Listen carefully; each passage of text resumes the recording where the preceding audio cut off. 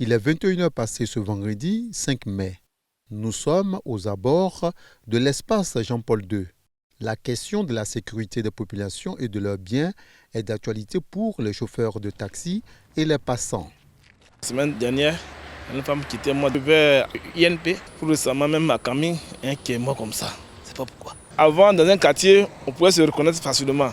Mais actuellement, là, quand la vie s'est réagit, les constructions viennent, c'est pas qui est qui, bon, comme ça. À partir de 22h, on ne sort plus. Même tout à l'heure, on s'en va, mais on n'est pas à l'aise, on n'est pas en sécurité parce que nous avons peur. Nous, on veut vraiment que dans la nuit, on renforce la sécurité, beaucoup de patrouilles pour que nous aussi on puisse travailler sans crainte.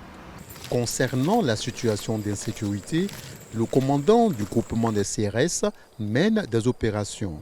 C'est le cas ici, au carrefour Mouton, route de Saint-Fra, où un fumoir est détruit.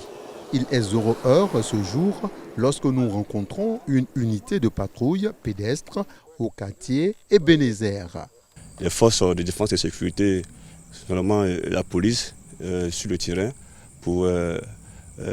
aux côtés de nos populations, pour qu'elles veillent quotidiennement à leurs occupations.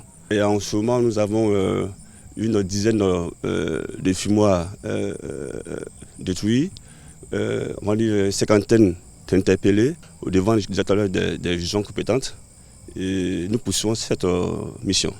Au-delà de la dramatisation de la situation sur les réseaux sociaux, les visiteurs continuent de se rendre à Yamoussoukro, même le temps d'un week-end en famille. Je n'ai pas senti l'insécurité en tout cas.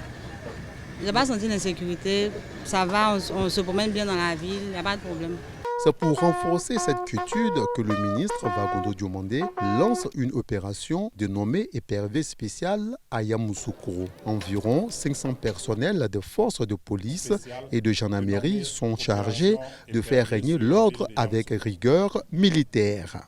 Chaque centimètre carré de la Côte d'Ivoire doit être sécurisé et c'est ce qui est fait depuis toujours.